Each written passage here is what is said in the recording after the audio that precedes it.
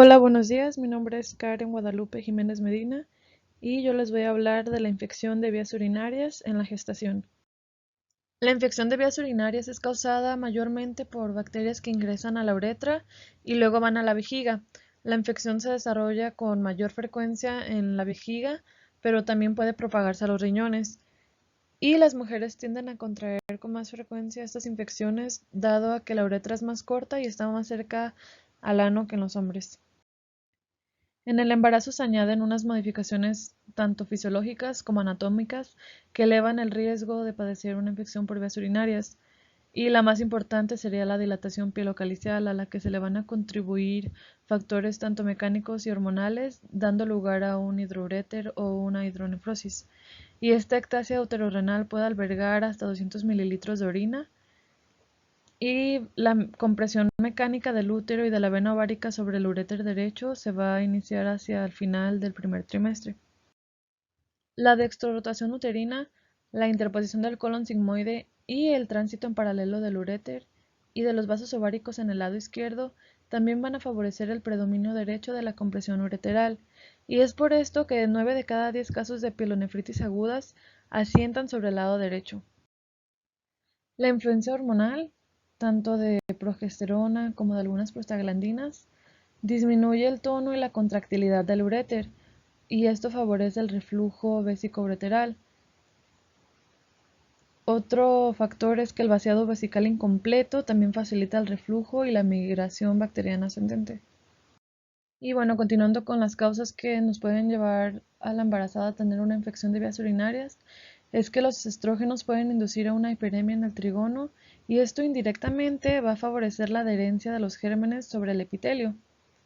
Otro factor sería que el incremento del 50% del volumen circulante va a provocar un aumento del filtrado glomerular, y esto va a favorecer la éstasis urinaria. La alcalinización de la orina en la gestante, que viene siendo el incremento de la excreción de bicarbonato, junto con el aumento de la concentración urinaria de azúcares, aminoácidos y estrógenos, van a facilitar también el crecimiento bacteriano. Durante el embarazo, la médula renal va a estar particularmente sensible a la infección, y esto es porque va a tener un ambiente hipertónico que va a inhibir la migración leucocitaria, la fagocitosis y la actividad del complemento. Las alteraciones del sistema inmunitario también parecen favorecer las infecciones de vías urinarias. Se ha demostrado que la producción de la interleucina 6 y la respuesta antigénica específica para Escherichia coli es menor en las gestantes.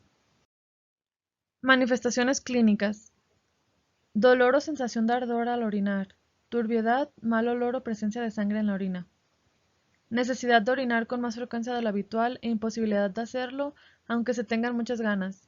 Aquí debemos tener en cuenta que la incontinencia urinaria es algo muy frecuente en las embarazadas y que no necesariamente es un signo de infección. La infección puede presentarse de manera asintomática y se ha relacionado con diversas complicaciones tanto para la madre como para el feto, de las cuales cabe destacar la evolución a pielonefritis, a la sepsis materna y neonatal, al trabajo de parto prematuro, a un parto pretérmino y al bajo peso al nacer. Los síntomas de una infección vesical incluyen orina turbia o con sangre que pueden tener un olor fuerte o fétido, fiebre en algunas personas, dolor o ardor al orinar, presión o calambres en la parte inferior del abdomen o en la espalda baja, y una fuerte necesidad de orinar con frecuencia, incluso poco después de haber vaciado la vejiga.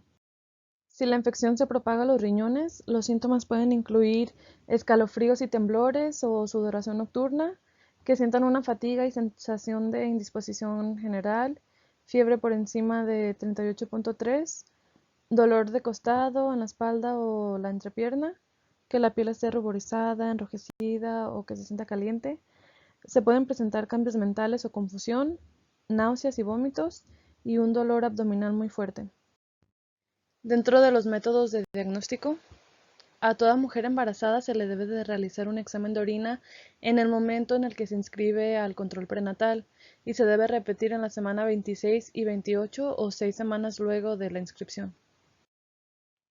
Métodos de diagnóstico: el análisis de orina Se hace para buscar glóbulos blancos, glóbulos rojos, bacterias y detectar ciertas sustancias químicas como nitritos en la orina.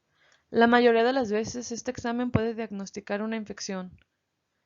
El urocultivo, que es el más frecuente, es el examen que se hace para identificar las bacterias y determinar el mejor antibiótico para el tratamiento. También se puede hacer exámenes de sangre como conteo sanguíneo completo y un hemocultivo. Tratamiento médico y farmacológico. El tratamiento de la infección urinaria sintomática no va a cambiar por el embarazo, excepto que debemos evitar fármacos que puedan dañar al feto. Y como la bacteriuria sintomática puede producir una pielonefritis, esta se va a tratar con antibióticos como si fuera una infección urinaria.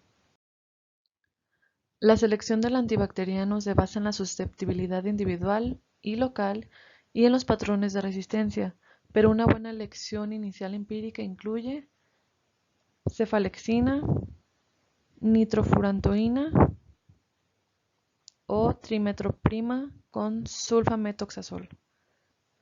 Después del tratamiento debe realizarse un cultivo para confirmar la curación. Las mujeres con pielonefritis o que han tenido más de un episodio de infección urinaria pueden requerir terapia supresiva, en general con trimetroprima o sulfametoxazol. Esto es antes de las 34 semanas de gestación o por el resto del embarazo con nitrofurantoína. Y pues en las mujeres con bacteriuria, con o sin infección urinaria o con pielonefritis, la orina va a ser cultivada mensualmente. En los principales diagnósticos NANDA yo escogí deterioro de la eliminación urinaria, riesgo de infección y dolor agudo. Como resultado SNC, escogí eliminación urinaria, control de síntomas, control del riesgo, severidad de la infección, nivel de dolor y control de dolor. Dentro de las actividades SNC, escogí explicar al paciente los signos y síntomas de la infección del tracto urinario, obtener una muestra a mitad de la micción para el análisis o el cultivo de la orina, explicar la etiología del problema y el fundamento de las acciones, comentar los procedimientos y los resultados esperados con el paciente, proceder a derivar a otro personal de cuidados e instituciones según corresponda, revisar los antecedentes médicos y los documentos previos para determinar las evidencias de los diagnósticos médicos y de cuidados actuales o anteriores, ordenar al paciente que tome antibióticos según su prescripción y realizar una valoración exhaustiva del dolor que incluya la localización, características, la aparición, la duración del dolor, la frecuencia, la calidad, intensidad o gravedad del dolor y sus factores desencadenantes. Desarrollar estrategias con el paciente para potenciar el cumplimiento del régimen del medicamento prescrito. También proporcionar información acerca del dolor, como sus causas, el tiempo que va a durar, las incomodidades que se esperan debido a los procedimientos. Mostrar y practicar la técnica de relajación con el paciente. Evaluar regularmente las indicaciones que requiere el paciente sobre la relajación conseguida y comprobar periódicamente la tensión muscular, su frecuencia cardíaca, presión arterial y temperatura de la piel según corresponda. Observar si existen posibles alergias, interacciones y contraindicaciones, que esta parte es fundamental de los medicamentos. Tenemos que estar seguros que no haya contraindicaciones y que sea apto para la embarazada, incluidos los que venden sin receta y las sustancias de fitoterapia. Enseñar al paciente a responder inmediatamente a la urgencia de orinar.